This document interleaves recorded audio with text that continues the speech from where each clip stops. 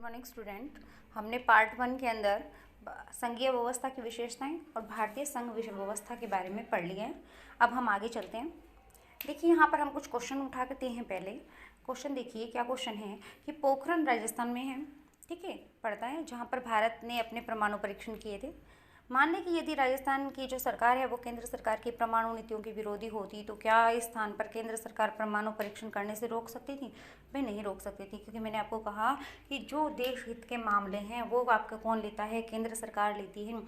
और ऐसे मामलों को कौन देखेगा? सेंट्रल गवर्नमेंट देखेगी, ठीक है। उसमें राज्य सरकारें उसको जो है रोक नहीं सकती हैं, ठीक है। आगे देखिए, उसके बाद में जैसे सिक्किम की सरकार है वो अपने स्कूलों में नई पाठ्य पुस्तक लगाना चाहती है। तो मान लीजिए कि केंद्र सरकार पर पाठ्य पुस्तकों की शैली और विषय वस्तु पसंद नहीं है।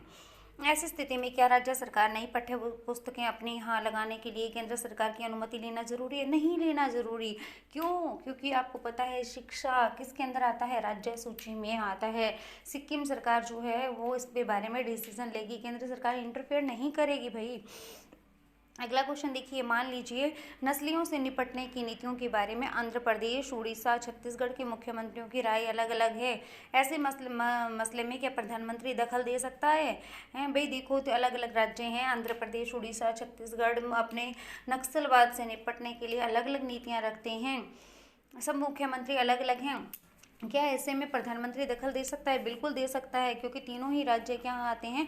भारत की सुरक्षा के अंदर आते हैं। आगे समझ में। और भारत की सुरक्षा करना किसका है? केंद्र सरकार का दायित्व है। पहला ही मसला उसका क्या है? एकता और अखंडता को बनाए रखना। तो इसमें प्रधानमंत्री बिल्कुल दखल दे सकता है। तो आपको क्लियर हुआ कि कुछ चीज़ें राज्य सरकारों के पास में होती हैं और कुछ चीज़ें क्या होती हैं? केंद्र सरकार के पास में होती हैं। क्लियर है?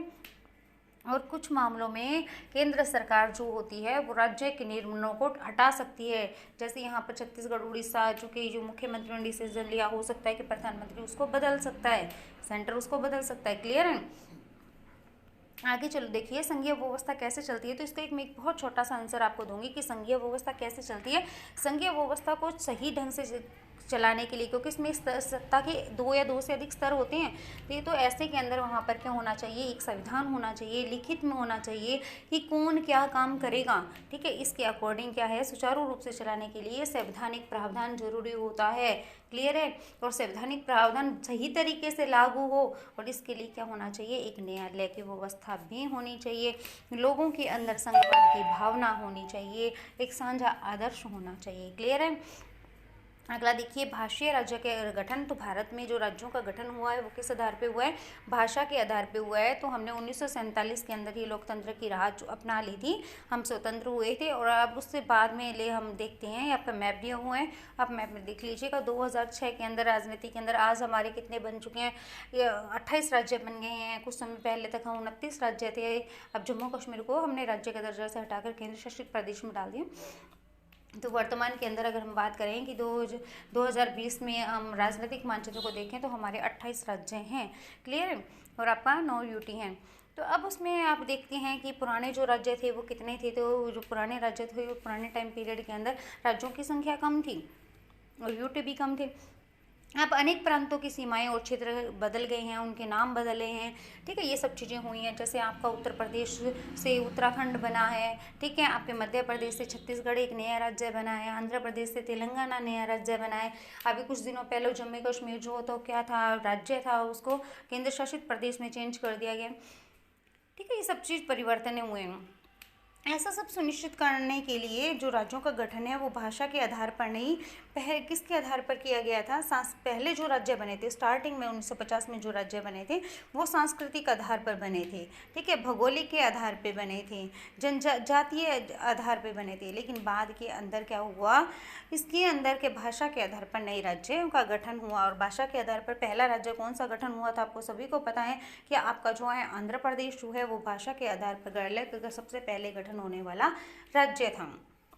क्लियर? अब हम आगे चलते हैं, आगे बढ़ते हैं भाषा नीति के बारे में। तो अगर आपसे ये इसमें पूछा जाता है कि आपका भाषाई राज्य, तो भाषाई आधार पर हम कहेंगे कि जो पहले राज्य थे 1950 में बनाए गए वो भाषा के आधार पर नहीं थे, लेकिन उसके बाद के अंदर जो राज्य बने वो भाषा के आधार पर बने थे, ठीक है। और वर्तमान में कितने राज्य हैं? हमारे 28 राज्य हैं और 9 यूटी हैं। क्लियर?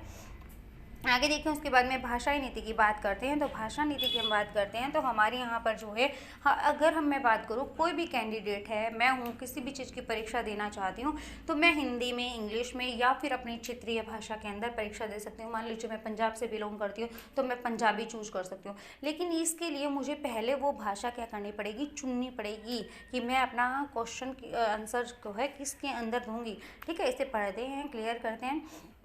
हमारे देश की संघीय ढांचे के अंदर दूसरी परीक्षा भाषा नीति लेकर आई।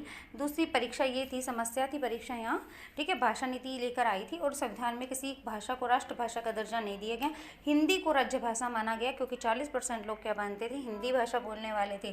ठीक है, इसी कारण और लेकिन अन्य भाषाओं के संरक्षण के लिए दूसरे उपाय किए गए। आज वर्तमान के अंदर हिंदी और हिंदी के अतिरिक्त 21 अन्य भाषाओं को, यानी टोटल 22 भाषाओं को हमने क्या दे रखा है, भाषा का, राज्य भाषा का या अनुसूचित भाषा का दर्जा दे रखा है। केंद्र सरकार के किसी भी पद के लिए उम्मीदवार, क्लियर कर लीजिए बेटा अच्छे से, केंद्र सरकार के किसी भी पद के उम्मीदवार इनमें से किसी भी भाषा में परीक्षा दे सकता है, बशर्ते कि ये उम्मीदवार इसको पहले विकल्प के रूप में चुने। पहले आपको चूज करना पड़ेगा कि मैं पंजाबी में आंसर क्वेश्चन दूंगा, मैं इंग्लिश में लिखूंगा, मैं हिंदी में लिखूंगा। आपको पहले विकल्प चुनना पड़ेगा। 22 भाषाओं में किसी भी भाषा के अंदर अपना क्वेश्चन आंसर दे सकते हैं।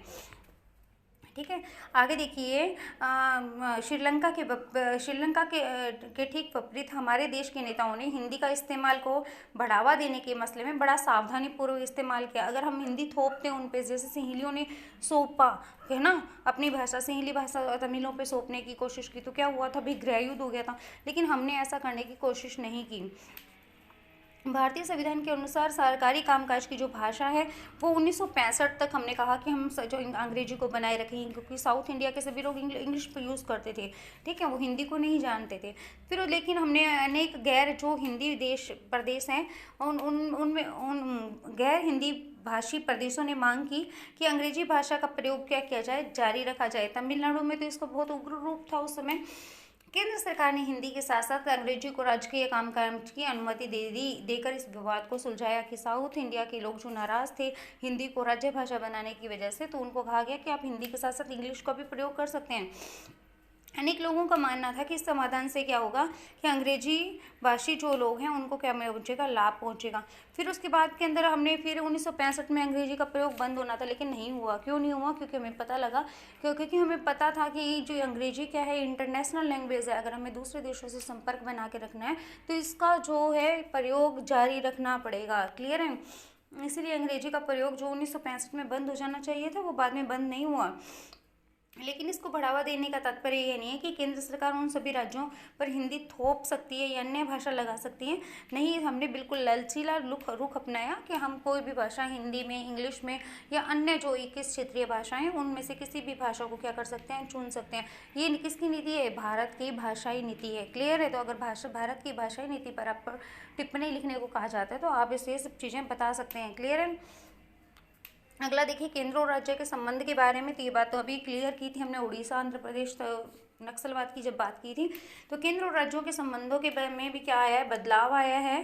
ठीक है, यह उदाहरण हमें बताता है कि व्यवहार में संघवाद किस प्रकार मजबूत है। जैसे मैंने कहा ना कि उनके जो मुख्यमंत्री हैं वो जो डिसीजन लेते हैं, आगे समझ में, उनसे ऊपर कौन डिसीजन ले सकता है?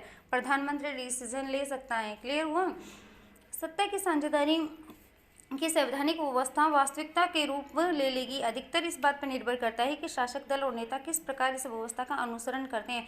काफ़ी लंबे समय से हमारे यहाँ पर भी देखो, स्टार्टिंग में अगर हम देखते हैं कि स्टार्टिंग से अगर आपको केंद्र और राज्य संबंध के बारे में लिखना आता है तो आप इसको यहाँ से शुरू करिएगा कि काफ़ी लंबे समय से, यहाँ से स्टार्ट करिए। काफ़ी लंबे समय से हमारे यहाँ एक ही पार्टी यानी केंद्र पर प्रभावी रही थी। स्टार्टिंग में क्या होता था कि एक ही पार्टी बनती थी, जैसे आपकी कांग्रेस पार्टी लंबे टाइम पीरियड तक रही। इसका तात्पर्य क्या हुआ कि जिन राज्यों के अंदर कांग्रेस की गवर्नमेंट नहीं होती थी, यानी जहां पर कांग्रेस ने अपनी सरकार नहीं बनाई जिन राज्यों में, ठीक है, उन राज्यों को ज़्यादा अधिकार नहीं दिए जाते थे और वो अपने अधिकारों का अच्छे से इस्तेमाल भी नहीं कर पाती थी। क्लियर है?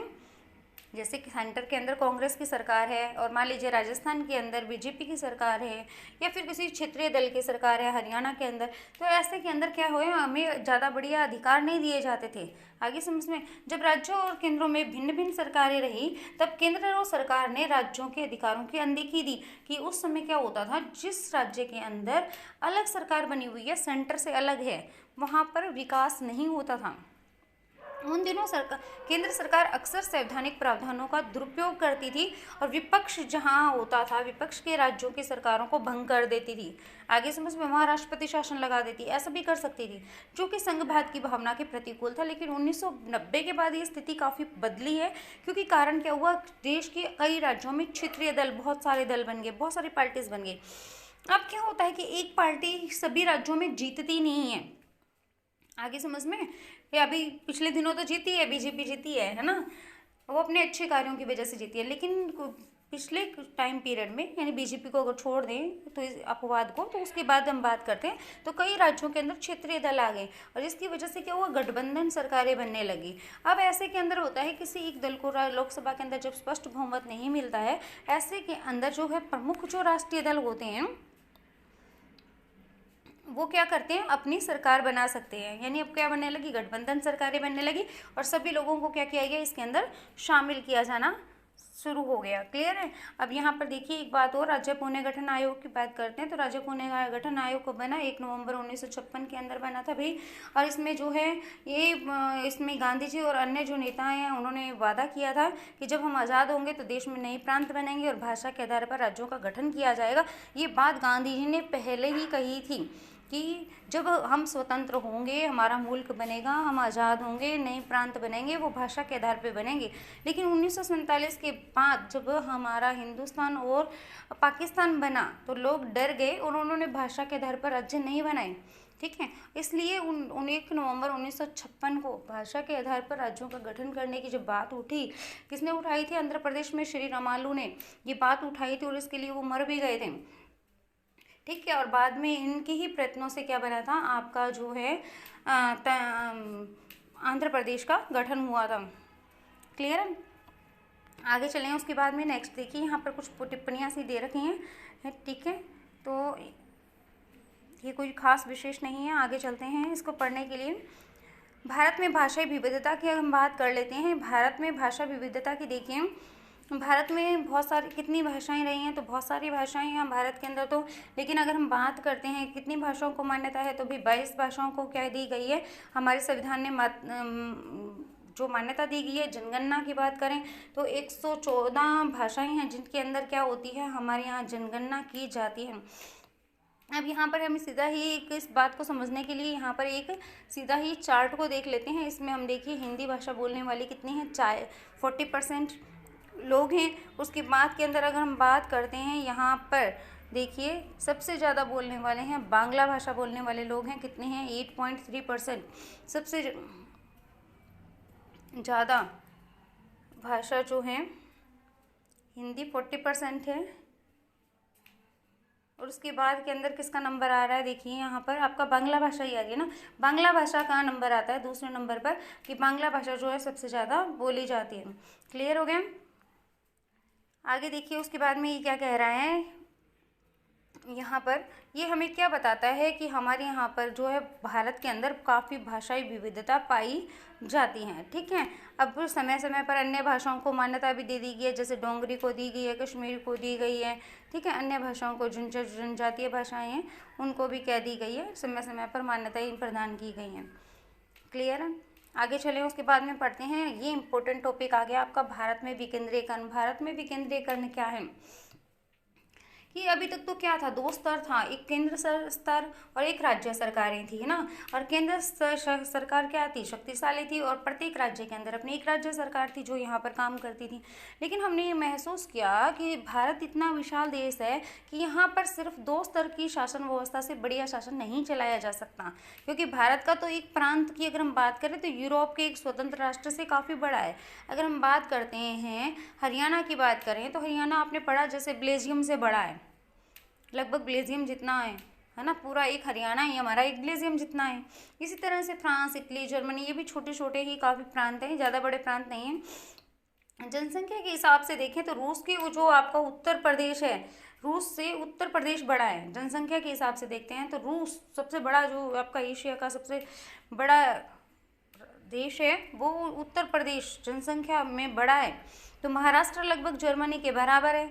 ठीक है, भारत में कई राज्य सवय भी अपने अंदरूनी तौर पर विविधताओं से भरे हुए हैं। हमारे एक ही राज्य के अंदर क्या होता है, अलग अलग तरह के लोग रहते हैं। जैसे हरियाणा की बात करें तो यहाँ मारवाड़ी भी रहते हैं, यहाँ पर हरियाणवी भी रहते हैं, है ना, और यहाँ पर मेवाती लोग भी रहते हैं। तो यहाँ पर अलग अलग विविधताओं से भरे हुए हैं। इस प्रकार इन राज्यों में सत्ता का बंटवारे करने की क्या होती है, जरूरत होती है। तो यहाँ पर जो सत्ता की साझेदारी के 3 स्तरों पर बांटा गया, ये जिसमें तीसरा जो स्तर है, यानी यह कहें एक तो आपका केंद्र सरकार था, दूसरा राज्य सरकार था, तो एक तीसरा स्तर हम लेकर आए जिसको हमने कहा स्थानीय सरकार, ताकि क्या हो सके, प्रांतीय सरकारें के नीचे ये काम करेंगी। और हमारे देश के अंदर सत्ता का विकेंद्रीकरण के पीछे यह तर्क दिया गया, जिसके परिणाम स्वरूप तीनों स्तरों की सरकार का संघीय ढांचा सामने आया। और तीसरे स्तर की सरकार को हमने क्या कहा, स्थानीय स्वशासन का। यानी पहले कितने स्तर थे बेटा, हम दोबारा क्लियर करते हैं, 2 स्तर थे, केंद्र स्तर था और राज्य स्तर था। फिर हमने कहा कि हमारे जो राज्य ही बहुत बड़े बड़े हैं और अच्छे से इनमें जो है शासन नहीं हो पाता, संभाला नहीं जाता काम को। तीसरा स्तर लेकर आए, जो क्या होगा, प्रांतीय स्तर पर जो काम करेगा, प्रांत के अंदर काम करेगा, आपके स्थानीय स्तर पर। ठीक है, तो इन्हें हमें स्थानीय सरकारें कहा। आगे उसके बाद में देखिए, केंद्र राज्य और केंद्र राज्यों की शक्तियों को लेकर स्थानीय सरकारों को प्रदान की गई। यानी केंद्र राज्य जो है यूटी लोग एरिया था, और केंद्र सरकार की जो शक्तियां हैं वो किसको, तो थोड़ी उनसे शक्तियां लेकर हमने किसको दे दी, प्रांतीय, तो आपके स्थानीय सरकारों को दे दी। यानी केंद्र सरकार से और राज्य सरकारों से, यहाँ थोड़ा सा मिस्टेक लिखा हुआ है, केंद्र सरकार और राज्य सरकारों से शक्तियां लेकर थोड़ी किसको दे देगी, स्थानीय सरकारों को दे देगी। इसे ही हम सत्ता का विकेंद्रीकरण कहते हैं। अब क्वेश्चन बन गया, सत्ता का विकेंद्रीकरण किसे कहते हैं, केंद्र सरकार और राज्य सरकारों से शक्तियां लेकर स्थानीय सरकारों को दे दी जाती है, इसे सत्ता का विकेंद्रीकरण कहते हैं। क्लियर। विकेंद्रीकरण के पीछे बुनियादी सोच यही थी कि अभी तक जो समस्याएं आ रही हैं उनका स्थानीय स्तर पर निपटारा कर दिया जाए। देखो, जो हमारे गांव की समस्या है उसको हम अच्छे से समझते हैं, उसको हम स्थानीय स्तर पर अच्छे से निपटा सकते हैं। क्लियर है ना। तो लोग अपने इलाके की समस्याओं को बेहतर जानकार होते हैं, उन्हें अच्छी समझ होती है, और उनको ये भी पता होता है कि धन के सोर्सेज कहाँ से आ सकते हैं, और जो चीज़ें उनके एरिया में उपलब्ध है। मान लीजिए मेरे गाँव के अंदर कुछ निर्माण कार्य करना है और पहाड़ी इलाका है, तो मैं पत्थरों का प्रयोग कर सकती हूँ ना। तो आसपास की जो चीज़ों का अधिक कुशलता से प्रयोग किस प्रकार किया जा सकता है, इस प्रकार की चीज़ें जो स्थानीय स्तर पर लोगों के फैसले क्या होते हैं उनको शामिल करना, प्रत्यक्ष रूप से भागीदार बनाना संभव हो सकता है। इससे लोकतांत्रिक हिस्से की क्या बन जाएगी, हमें आदत पड़ जाएगी। ठीक है, और स्थानीय स्तर पर जो सरकारें होंगी स्वयं शासन चलाएंगे, लोग अपना शासन खुद चलाएंगे। ये सबसे अच्छा तरीका होगा विकेंद्रीकरण का। विकेंद्रीकरण की आवश्यकता हमारे संविधान में स्वीकार की गई। इसके बाद हर गाँव में, हर शहर के स्तर पर सत्ता का विकेंद्रीकरण की कोशिश की गई। सभी राज्यों में गांव के स्तर पर ग्राम पंचायतों और शहरों में नगर पालिकाओं की स्थापना कर दी गई। लेकिन इन राज्य सरकारों को सीधा नियंत्रण, लेकिन ये सब किसके कंट्रोल में है, हमारी पंचायतें, हमारी नगर पालिका, ये राज्य सरकारों के, हरियाणा गवर्नमेंट के कंट्रोल में है। क्लियर है। स्थानीय सरकारों के लिए नियमित रूप से चुनाव, पहले क्या होता था 1992 से पहले, 92 से पहले, ये केंद्र सरकार हर गांव में चुनाव कराना जरूरी नहीं होता था। जो रिच लोग होते थे, गांव के मुखिया होते थे, मोस्टली वही गांव के सरपंच बन जाया करते थे। ठीक है, बार बार ये चेंज नहीं होते थे और कोई वोटिंग वगैरह भी नहीं हुआ करती थी। ठीक है, इनके पास न तो कोई शिक्षा का अधिकार था, ना ही कोई संसाधन थे। ठीक है, गाँव के पास के लिए जो राज्य सरकारें जरूरी नहीं कोई फंड दे या पैसा दें काम वहाँ विकास करने के लिए, ऐसा भी नहीं हुआ करता था। ठीक है, तो लेकिन वहाँ पर सत्ता का विकेंद्रीकरण क्या था, नाम मात्र था। यानी हमने विकेंद्रीकरण की जो बात की 1990 के बाद में, तो क्या था, गाँवों के अंदर ना तो नियमित चुनाव होता था, ना कोई राज्य सरकार की तरफ से हर गांव को पैसा मिलता था, ना ही उनमें निर्माण कार्य हर गाँव के अंदर होते थे, ना उनको कोई देखने वाला था, ऐसा सब नहीं था। तब हम विकेंद्रीकरण के अंदर हमने क्या किया, संशोधन किया। अगर कब किया, 1992 के अंदर एक नया संशोधन करके विकेंद्रीकरण को नई दिशा दी गई। 1992 में हमने विकेंद्रीकरण प्रणाली को अधिक सशक्त बना दिया। तो यही आपका क्वेश्चन है, 1992 के अंदर भारत में विकेंद्रीकरण के अंदर क्या परिवर्तन किए गए। देखो, विकेंद्रीकरण पूछा तो हम कहेंगे तीसरे स्तर की गवर्नमेंट लेके आए। वो कब लेके आए, 1990 में लेके आए, लेकिन फिर उसको बढ़िया कब बनाया, हमने कब बनाया, 92 में बनाया। क्लियर। 92 के अंदर हमने इसको क्या, अब क्या हो गया, नंबर 1 हुआ, क्या क्या काम हुए, नंबर 1 कि इनमें चुनाव कराने जरूरी हो गए, कि हर नगर पालिका के अंदर, हर गांव के अंदर चुनाव नियमित रूप से होंगे। नंबर 2 हमने उन्हें क्या क्या कहा, नेक्स्ट हमने कहा कि अब जो पहले क्या था कि पिछड़ी जातियों के लोग, अनुसूचित जातियों के जो लोग थे, ठीक है, या ये जो आपकी महिलाएं थी, इनको कभी सीटें नहीं दी जाती थी, इनको आगे नहीं आने मौका नहीं मिलता था कभी भी सरपंच बनने का, ठीक है, तो मुखिया बनने का। लेकिन अब इनके लिए क्या कर देगी, सीटें आरक्षित कर देगी और कम से कम 1/3 महिलाओं के लिए आरक्षण कर दिया गया, ठीक है। और प्रत्येक राज्य में नगर पालिका और पंचायती चुनाव कराने का काम राज्य चुनाव आयोग को नामक एक स्वतंत्र संगठन को दे दिया गया, यानी एक राज्य चुनाव आयोग नामक एक संस्था बना दी, जिसका काम था हो गया कि वो हर देखेगा कि हर गांव के अंदर चुनाव होते हैं या नहीं होते हैं, हर नगर पालिका में चुनाव होते हैं या नहीं होते हैं, ठीक है। राज्य सरकारों राज्य सरकारों को अपने राजस्व और अधिकारों का कुछ हिस्सा अब इन स्थायी निकायों को देना पड़ा। इस प्रकार से वो क्या हो गए, सत्ता में भागीदार हो गए। तो क्या क्या चीज़ें चेंज हुआ, पहला हुआ कि चुनाव कराने जरूरी हो गए। नंबर 2, पिछड़ी जातियों जनजातियों के लिए आरक्षित सीटें कर दी गई, 1/3 सीटें महिलाओं के लिए रख दी गई। राज्य चुनाव आयोग का गठन कर दिया गया और अब नियमित रूप से क्या होने लगे, चुनाव होने लगे। और राज्य सरकारों को अपने राजस्व का, इनकम का और अधिकारों का कुछ हिस्सा इनको देना पड़ा, ठीक है, ताकि ये भागीदारी कर सकें, काज अपने काम को अच्छे से चला सकें। अब अपने काम को अच्छे से चलाने के लिए पंचायती राज व्यवस्था जो है जिसे कहा जाता है, उसमें क्या होता है, तो पंचायती राज व्यवस्था के 3 स्तर होते हैं, आप सभी को पता है, हम गाँव में रहते हैं।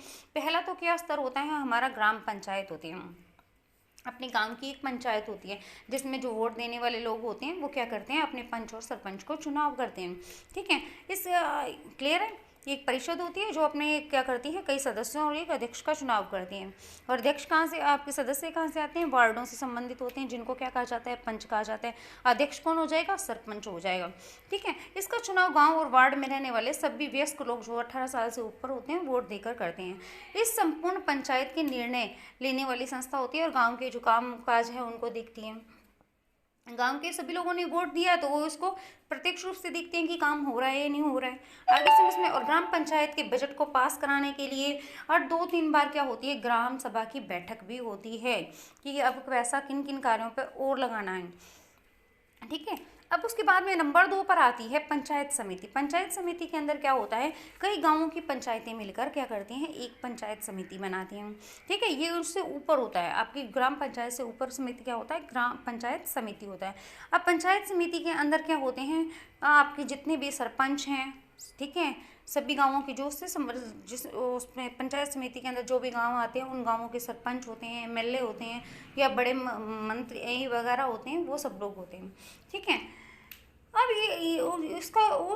इसके सदस्यों का चुनाव उस इलाके में रहने वाले पंचायत सदस्य मिलकर करते हैं।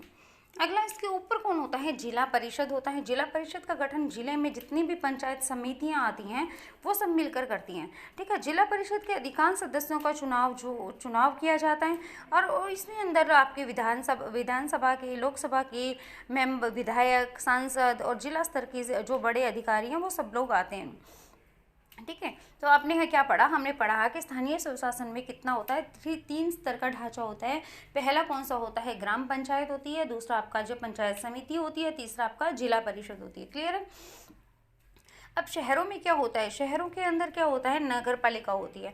और बड़े शहर होते हैं वहाँ पर क्या होता है, नगर निगम होते हैं। और नगर पालिका और नगर निगम दोनों के कार्य क्या किए जाते हैं, निर्वाचित प्रतिनिधियों द्वारा देखे जाते हैं।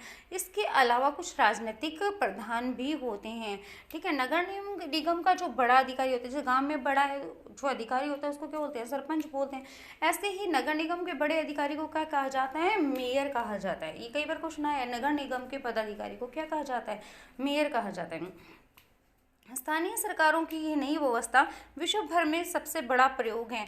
जो हमने प्रत्येक व्यक्ति को, इतनी बड़े इंडिया के अंदर हमने प्रत्येक व्यक्ति को क्या कर रखा है, अपनी राजनीति के अंदर, वोट देने के अंदर इन्वॉल्व कर रखा है, क्लियर है, ठीक है। ग्राम पंचायत और नगर पालिकाओं के लिए लगभग 36 लाख लोगों का चुनाव होता है। यह संख्या अपने आप में ही काफ़ी क्या है, बड़ी है। आगे देखिए, आपने विश्व के कई देशों में कुल देशों की कुल आबादी से आप हम विश्व के कई देशों की कुल आबादी से काफ़ी अधिक हैं। स्थानीय सरकारों में संवैधानिक दर्जा दिए जाने के कारण हमारे यहाँ पर लोकतंत्र की जड़ें और मजबूत हुई हैं। महिलाओं का प्रतिनिधित्व बढ़ा है, लोकतंत्र की आवाज़ बुलंद हुई है। बहरहाल इन सभी के बावजूद अभी भी क्या है, कुछ कठिनाइयाँ हैं। जैसे गाँव पंचायतों के चुनाव तो नियमित रूप से लोग होते हैं, लोग उत्साह से भाग भी लेते हैं, लेकिन जब ग्राम पंचायत की बैठक होती है तो हम उनसे पूछने नहीं जाते हैं हमारे गांव में काम हो रहा है नहीं हो रहा। हम सिर्फ ये कहते हैं कि हमारे गांव में सड़कें बहुत ख़राब हैं। हम ये नहीं कि पूछते कि सड़कें क्यों ख़राब हैं, सड़कों के लिए जो फंड आया था उसका क्या हुआ, ये वो क्यों नहीं बनी, ठीक है ना। हम ग्राम सभाओं की बैठकों में भाग नहीं लेते हैं। ज़्यादातर राज्य सरकारों ने स्थानीय सरकारों को पर्याप्त अधिकार नहीं दिए हैं। इस प्रकार हम स्वशासन की स्थिति से, आदर्श स्थिति से काफ़ी दूर हैं। स्वशासन तो आ गया, लेकिन हम इसकी जो आदर्श स्थिति से क्या है, काफ़ी दूर हैं।